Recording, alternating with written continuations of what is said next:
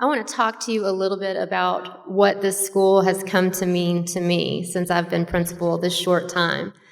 I was a high school English teacher prior to being a principal, and I think because of that and because of my love of reading, if you asked me what my favorite genre was, I would have to say historical fiction. I mean, without a doubt. I love it. If you give me a book set in the late 1800s or the early 1900s, buddy, I'm right there with you.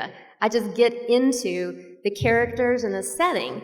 And so when I found out that I got to be principal of this high school, I was ecstatic.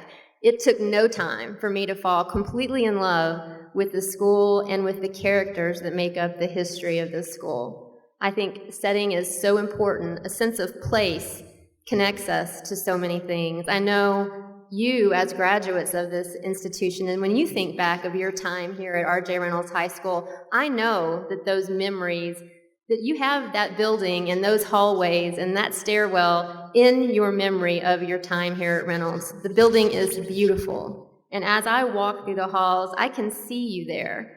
And I'm so amazed at the stories that that building tells. A sense of place really connects us to our history, and it helps us to create our presence. I know if you look around this auditorium, this place, this setting has had wonderful results to not only our school, but this community. Our arts program has taken off. We are so connected to the arts community within this city. Now, when we think about athletics at Reynolds, and we think about setting, and we think about place, we don't have one. Or I should say we have more than one. We have the Deaton Thompson Stadium, we have Bolton Field, we practice at Paisley IB Magnet. We have very many places, but we don't have a place to call our own. Some people that I've talked to about this initiative for the stadium say, well, I went here, and we didn't have a stadium, we made it okay. That's true, you did. But Reynolds is not the exact same school that it has been. Reynolds is changing, and it's a beautiful, wonderfully diverse population of students, but it's different than when you went here. We have different needs now than we had when you were here. Our student body, all 1,800 of them, if you take it into account, we are 47% free and reduced lunch. That's a lot. If we were 50%, we would be a Title I school. So there's different ways that schools like ours can have resources and take care of the needs of our students. One of them is to be a Title I school, and you qualify for money from hitting that mark. But that's not a good plan, I plan to be a Title I school to get resources. That's not a good plan. When we look at successful high schools that have the same makeup as ours does, who manage to have an operating budget that allows us to support the academic needs of our students, they have something in common. They have a strong athletic program. If we were a high school that had a successful football team, I'll just give you that for an example, they could easily contribute $50,000 to our operating budget. It's a lot of money. I could buy a lot of computers with $50,000.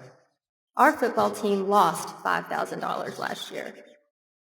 Okay? And this stadium is not just about football. Out of 89 events that would be played there, only 10 of them are football. This stadium means so much more to our athletic program than just football.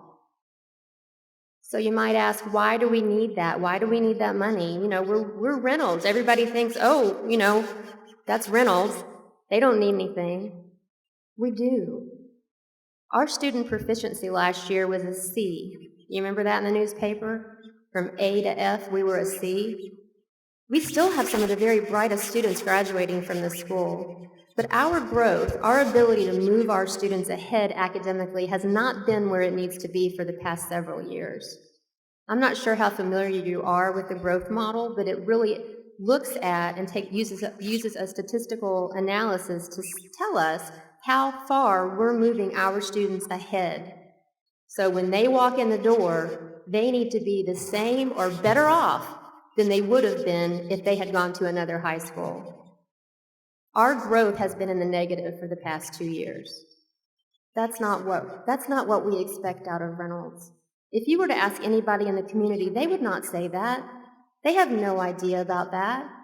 But if you're like me, and I know you are, that's not acceptable for Reynolds High School. So we have to put our resources and focus on our academic achievements. We have to move our students forward. Now, you might say, well, what's been going on? Is it the teacher's fault? It's not the teacher's fault. It's not the teacher's fault. What we have to do is make sure that the teachers have the resources and the training they need to meet the increasing demands placed on them today. And we're going to do that.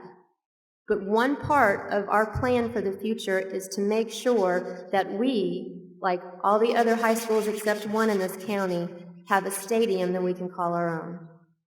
I believe, I know, that if we put our resources and our time and attention together to make this happen, it will have a wonderful impact on our athletic program, which in turn will have a huge positive impact on our school.